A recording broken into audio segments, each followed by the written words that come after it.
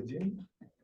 Ну, давайте сразу, у нас китолов, я сразу начну говорить. Я вот все время, когда я читаю Тору, для меня, понимаете, это книга, с одной стороны, очень современная, потому что очень много здесь вещей, которые звучат очень актуально сегодня есть. А с другой стороны, мы должны помнить, что эта книга написана 3 с лишним тысячелетия назад, понимаете, в ситуации, когда ничего подобного вообще вокруг не было. То есть были какие-то отдельные, может быть, у кого-то есть комментарии, он сравнивает это с законом Хаммурапи и так далее.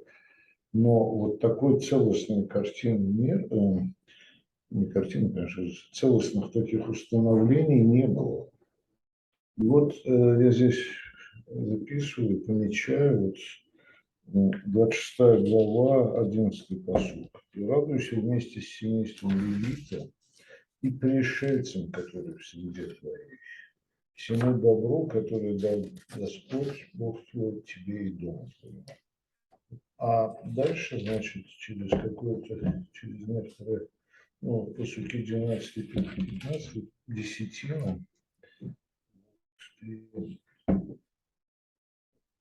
сейчас я найду просто.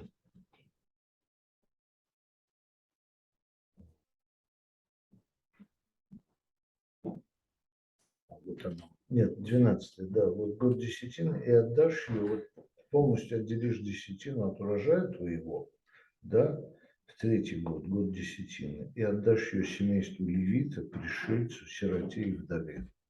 Вы понимаете, это, еще раз говорю, это не сегодня, это 3500 лет назад нам предписывают, и это предписание потом, значит, вошли в нашу жизнь, что вот всегда вот этих самых несчастных гостей, пришельцев надо как-то поддерживать, понимаете? Это вот для меня это очень большие слова, конечно. Ребят, как мы сделаем? Я все скажу, а потом вы будете... Как? Тогда, значит, сейчас перехожу к 27 главе, 9 пасук.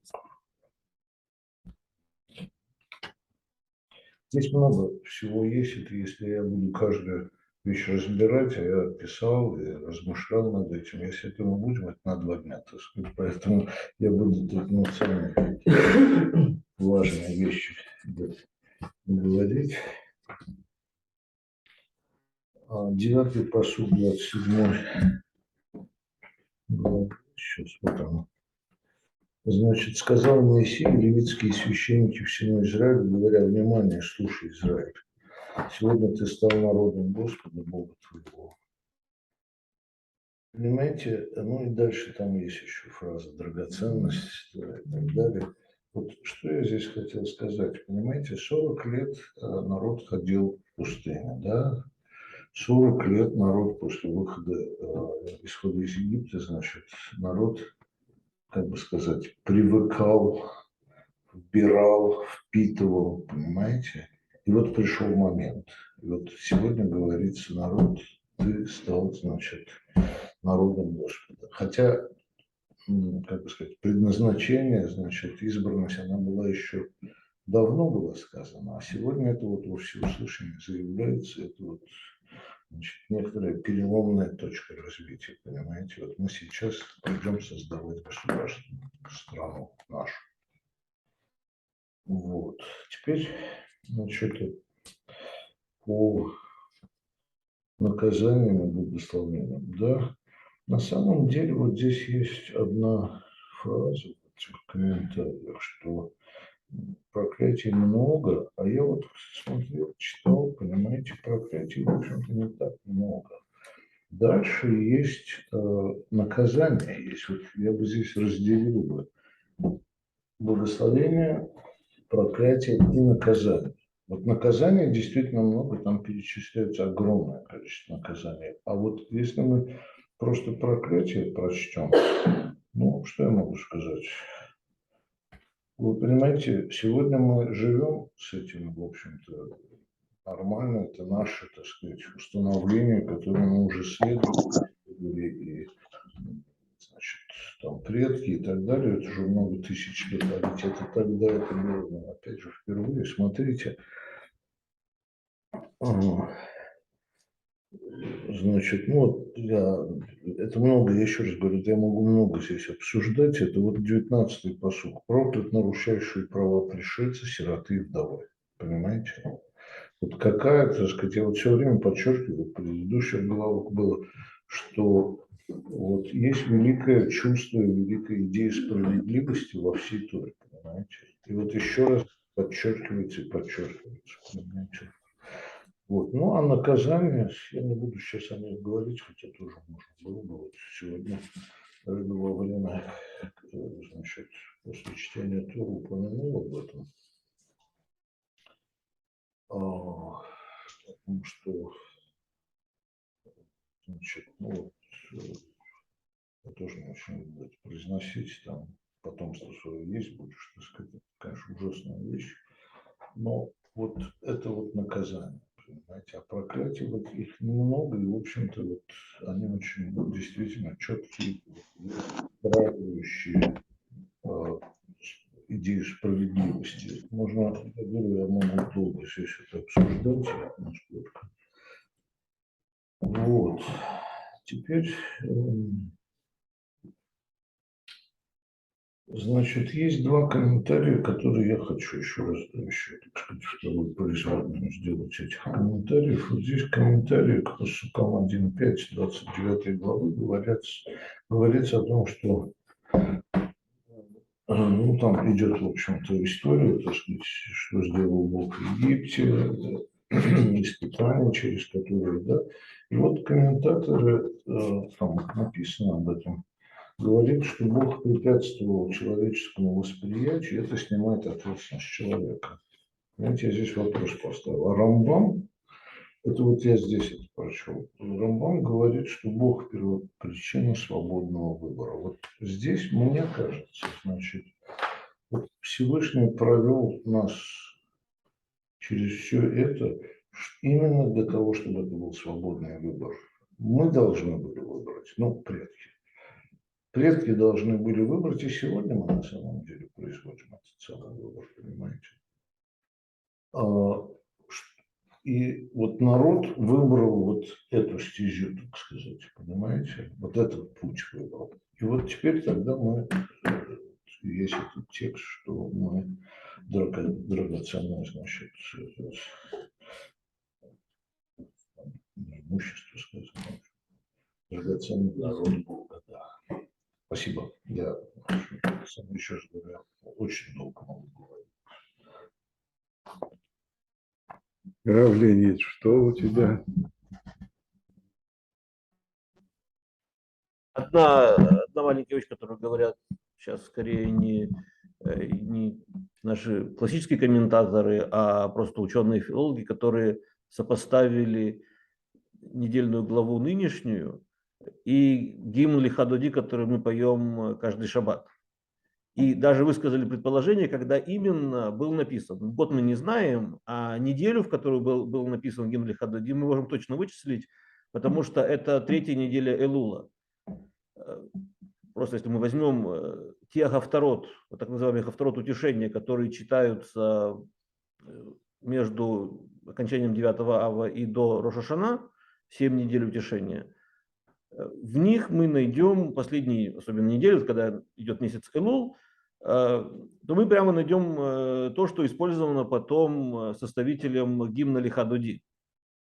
Это, в общем, так сразу напрямую с недельной главой не связано, но это то, что создает наше ощущение, когда мы готовимся вступить в Рош ха-Шана, потому что нынешняя глава может показаться по количеству плохих вещей, наверное, чемпионом во всей Торе, но поэтому мы должны же это чем-то компенсировать себе, потому что мы же не можем только говорить о плохом. И вот Лихадоди, гимн, как раз это нам напоминает. А вот то, что сейчас только что сказал Фуат Агиевич насчет великолепного наследия, то есть то, чем мы должны являться, то, что называется на иврите словом «амец и гула», это как раз используется в гимне Лихадоди. И поэтому есть и предположение, что Гимли Хадоди написан именно в эту неделю, в которой мы сейчас живем, это 3-я неделя месяца Элул. И там говорится в Гимли Хадоди «Лешем латиферет велетегила». Немножко в другом порядке эти же слова используются в самой недельной главе.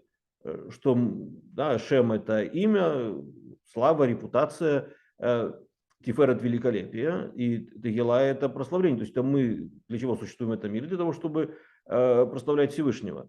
Говорит об этом Гимли Хадоди. Но и нам важно, если мы посмотрим на весь еврейский календарь, нам важно сейчас примирение со Всевышним. Вот недельная глава предостерегает нас от того, что мы не должны делать. Но в конце концов у нас должно быть из этого некоторое такое позитивное завершение. То есть мы должны прийти к Новому году и новому наступающему еврейскому Новому году с тем, чтобы мы были очищены от тех грехов, которые мы успели совершить за уходящий год. Вот поэтому здесь так важно. Ну и, кстати, это последняя большая недельная глава в Торе, потому что дальше идут 3 маленькие, которые нас уже будут сопровождать в течение осенних праздников. Ну вот поэтому здесь просто такое небольшое наблюдение от комментаторов насчет связи более широкой. То есть не просто недельную главу мы читаем недельную главу в определенный период еврейского года. Хорошо, спасибо. И Рав Александр. Вы сказали радоваться вместе с левитом, Гером, вдовой и сиротой. Радуйся всему тому хорошему, что дал тебе Бог, вместе с ними радуйся. Наша человеческая природа. Наблюдаем над самими собой. Если у нашего коллеги успех, что мы чувствуем? Ну, хорошо, если он наш друг, а если не очень большой друг, начинаем возмущаться. Несправедливо, я лучше работал. Или начинаем завидовать. У него больше, у меня меньше, у меня сегодня не получилось. Природа человеческая такая, что она радуется в очень ограниченном таком кругу, в основном вокруг себя. Вот радоваться хорошо, только сам по себе. И вдруг мы приносим корзину, в этой корзине плоды, первые плоды этой земли. И нам это ведь не просто слова «радуйся».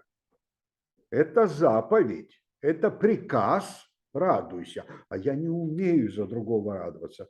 Учись, учись. Как? Берешь от себя, отрываешь родное, десятину заработка, из 100 рублей 10 рублей отдал. Жаба душит. Ой, ужас какой-то. Свои же кровненькие, я же за них так страдал. А они достались вот этим. Веру, сироту и вдове. А приказ радуйся. И мы с вами, может быть, давным-давно как-то говорили, у Когелита, Когелит – это слово кехила, собрание, Когелит – собиратель, это по-гречески экклезиаст. У Когелита есть такая фраза: «Радуйся тому, что в руке твоей». Ну, то есть дар у тебя, понятно, что это не твои заслуги, то есть ты просто работал, а оно в природе само существует, ты только помог этому. Ну, в общем, радуйся тому, что в руке своей. Хотя и это от Бога. Что значит и это от Бога? Ну, естественно, это от Бога, то, что у меня в руке. И тут переворачиваешь. Умение радоваться тому, что у тебя в руке, то есть быть не жадным, а быть довольным. Хелько, кто доволен, кто счастлив, тот, кто доволен гасамех бехелько, в своей участи. Ты должен уметь радоваться, но это дар Божий, уметь радоваться – это дар Божий.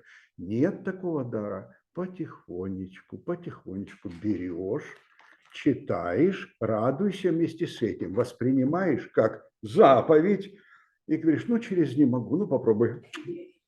Оскалился. А потом ничего. Проходит 5-6 лет, и думаешь: смотри, отдал, ой, они такие счастливые, у них не было этого, а я дал. Фух, да даже и на душе и легче стало.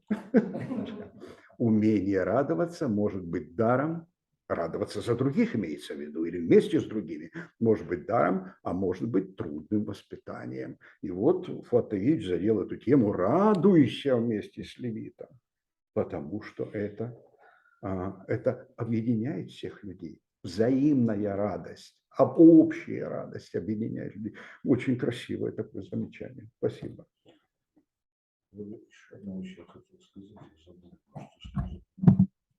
Я еще хотел сказать и забыл.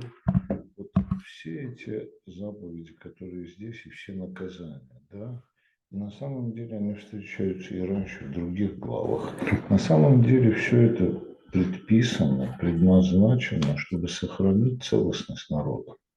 Вот это вот фундаментальнейшая вещь, которую я вот все время читаю и понимаю, что, понимаете, это же не просто, как бы сказать, отдельное там наказание, что вот будете плохо за это, будете плохо за это.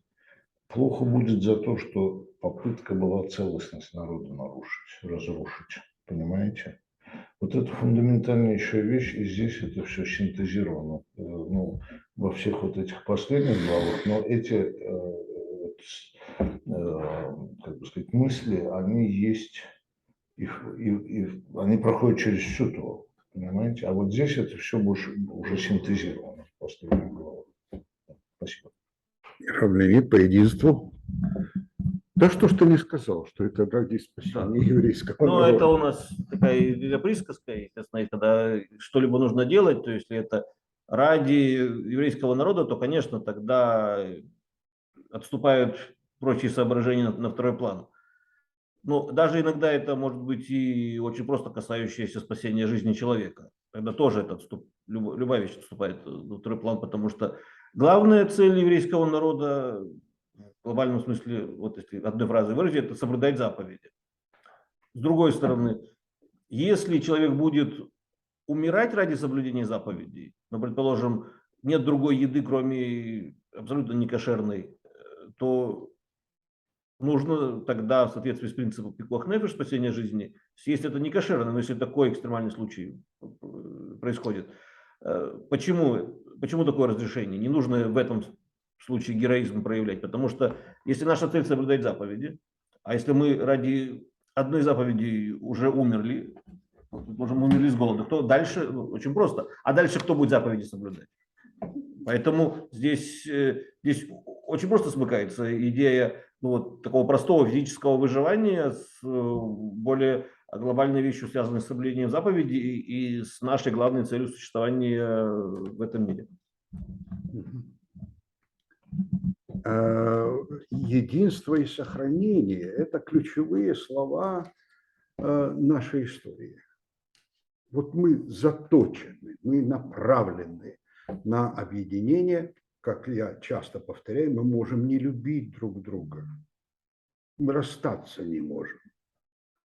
Ради объединения народа и сохранения этого народа. Это ключ, самый большой ключ. И Всевышний нам говорит, вот если будете сохранять мои законы, будете соблюдать мои законы, то вы и будете сохраненными, вы будете вместе, а будьте вместе, будете сохранять законы.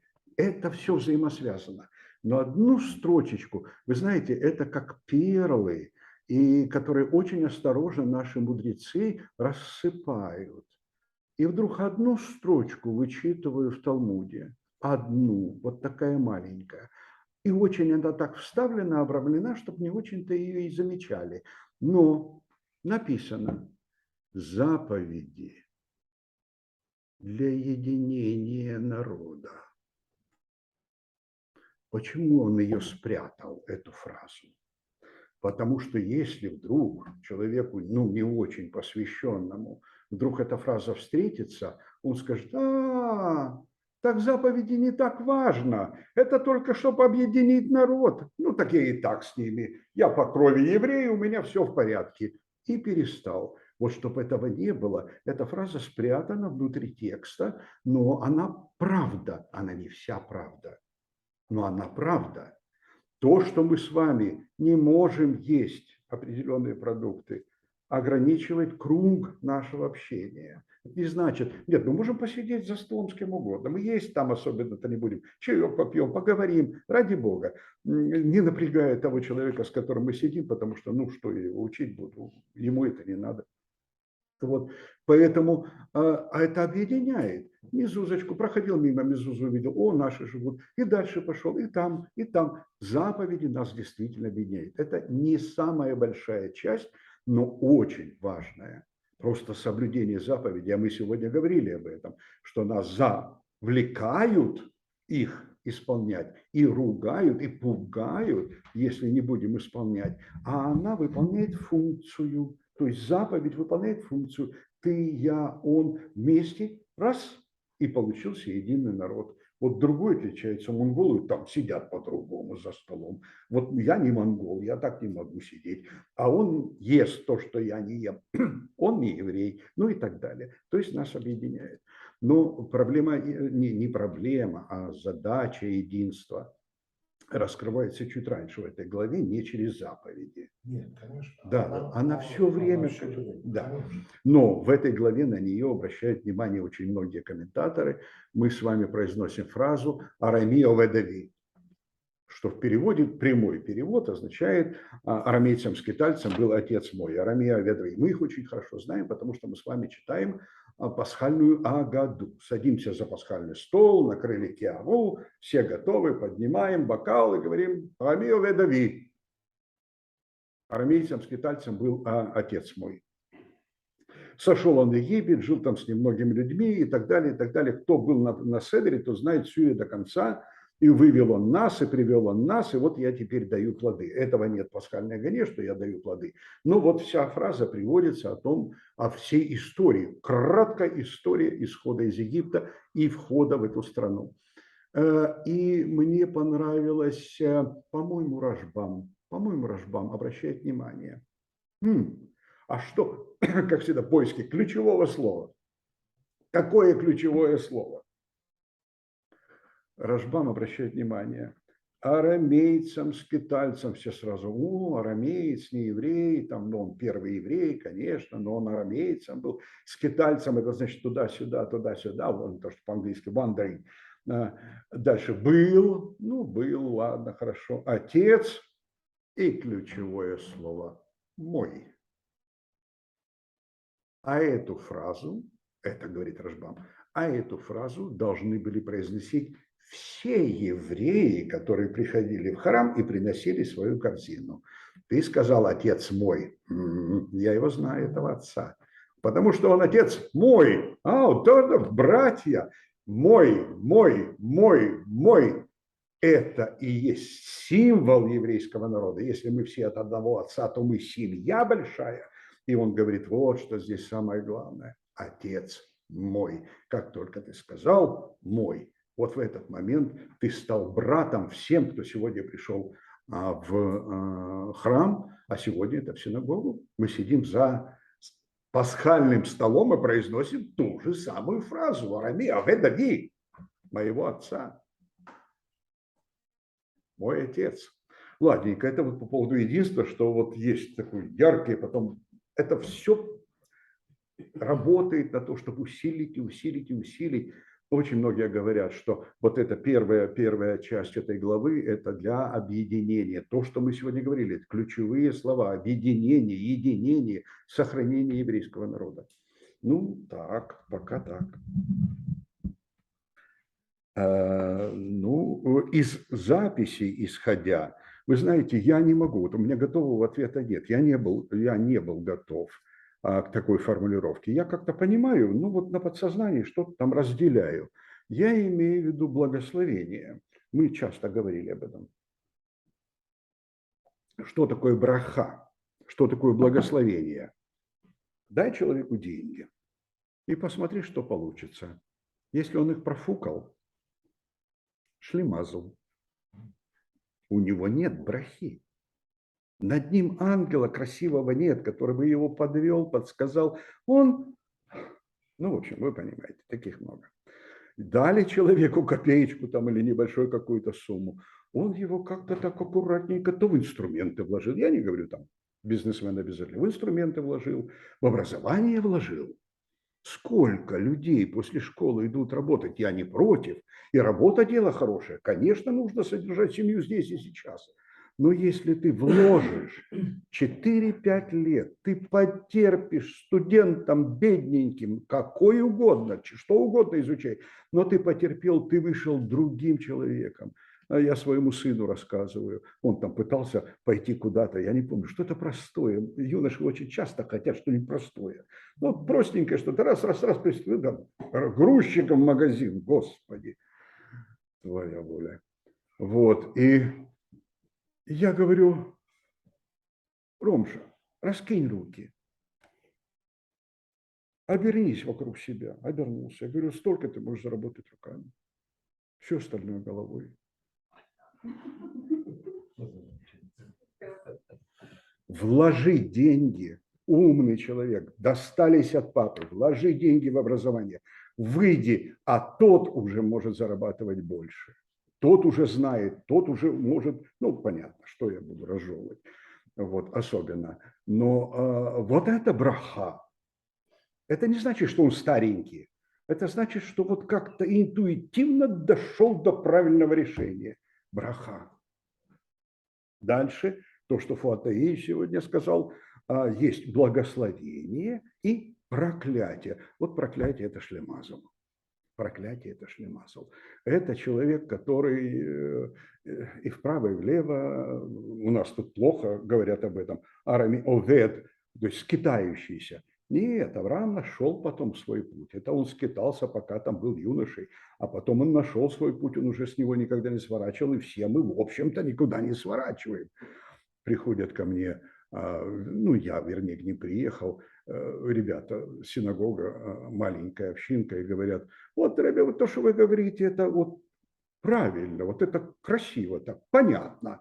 Но к нам приходят тут христиане за Иисуса, нет, евреи за Иисуса, и тоже так красиво рассказывают, и тоже интересно, тоже понятно. Я говорю, ребятушки, для того, чтобы разобраться в себе, в душе, в голове, в своей жизни еврейской, вы же евреи, вы же сейчас в синагоге со мной разговариваете, вам нужно взять правильную книжечку, вам нужно сесть и почитать историю религии, историю народа, историю религии, разобраться, о чем же разница, и после этого вы станете неколебимыми. Я говорю, по мне сейчас хоть с голубым слоником ко мне подходи, хоть там, я не знаю, эти пальчики складывай по-другому. Нет, у меня точное знание, меня, потому что меня сложили 3000 лет. Меня сложили. Я достал это все, как готовый уже, слава Богу. И я счастлив, что я здесь, а не где-нибудь в другом месте.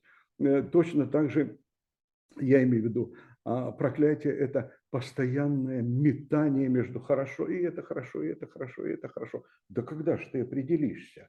Вот как только ты определился, причем наша книга говорит, именно в этом направлении определился. Ты послушался моих законов. Как только ты перестал метаться, как только ты определился, вот тебе обещание, браха тебе будет. Ты перестанешь глупости делать, ты станешь что-нибудь анализировать по-другому. Ну, в общем, короче, еще и ангел тебе, я тебе хорошо поставил. Стал драгоценным, стал. Это проклятие. А наказание – это совсем другое. Благословение и проклятие – это два, так сказать, состояния души. И, так сказать, вот внимание к тебе есть или нет. Потому что иногда Бог так отстраняется, говорит, ну, делаешь глупости, не уходишь с этого пути, ну и делай. Ничего страшного.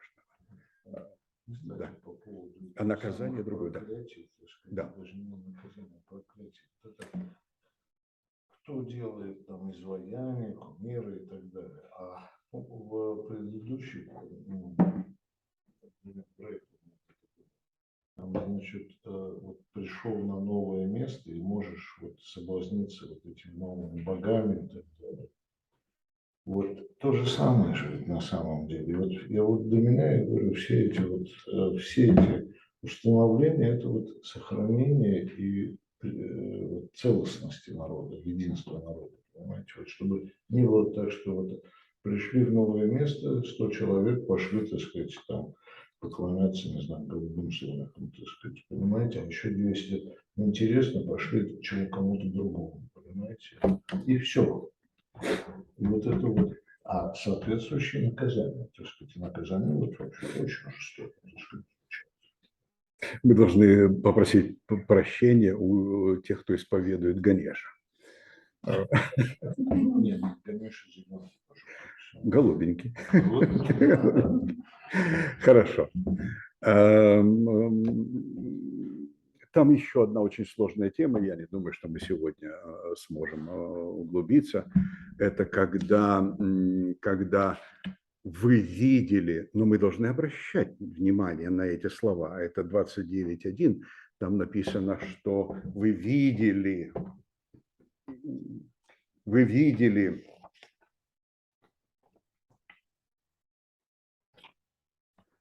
все, что сделал Бог для вас в глазах в стране египетской с фараоном, с его рабами и так далее, и так далее, и так далее, и так далее. Но не дал вам Бог сердца, чтобы не дал вам Бог сердца, чтобы понять, и глаз, чтобы видеть, и ушей, чтобы слышать до сего дня. То есть 40 лет надо воспитывать, чтобы научиться видеть эти чудеса. Что происходит? Откуда мы знаем, что они не замечали чудеса? Потому что человеку очень легко, я очень часто слышу эти слова, а это случайность. Ой, это естественное там состояние природы. Да, оно естественное состояние природы. И вода ушла, потому что ветер дул восточный, сдул ее. Мы знаем это. Мы взрослые люди. Но вовремя. Чудо в том, что именно вот в этот день, днем позже, и нас бы не было в живых, днем раньше, и это было бы бесполезно. В том-то и дело. А мы этого не видели, потому что как только заканчиваются все эти чудеса, стоим у горы Синай, ну как можно быть слепым? Через некоторое время мы начинаем плакать, верни нас обратно. Ребята, вы что? Вы не видели эти воды? Вы не видели эту гору Синай? Нет, они ее объяснили по-другому. Для них это было не чудо. И он говорит, Бог не дал вам сердце понять, что это и есть чудеса. Уши, чтобы слышать, потому что гром гремел, они говорят, Моше, ты сам поговори, а потом нам расскажешь. Глаза, чтобы видеть, отмечать это все. Это мы знаем, и он намекает нам на то, что мы после этого плакали, просились, нам бы в Египте, у нас там рыба, чеснок. Это как раз неумение видеть его действий. Катастрофа. Катастрофа. Мы как-то это обсуждали, это всегда обычному человеку проще в рамках системы координат находиться, не очень заморачиваться. Ну, да, разошлась вода, так сказать, перешли.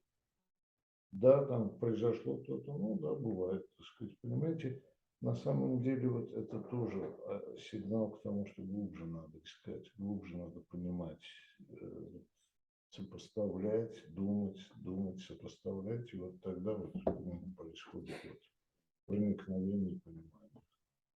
Ну, это очень долгий процесс самовоспитания. Мы читаем, слушаем, размышляем, и только большим трудом мы можем научиться видеть, научиться слышать, научиться очищаться, научиться быть добрыми, научиться радоваться, как мы сегодня говорили, вместе с нашими близкими и далекими. Это огромный труд, это огромный труд. Ну, самое главное, как мы часто на эту тему говорим, самое главное – не опускать руки и не переставать заниматься этим трудом. И скажем аминь. И спасибо за сегодняшнюю встречу. Да. До следующего раза.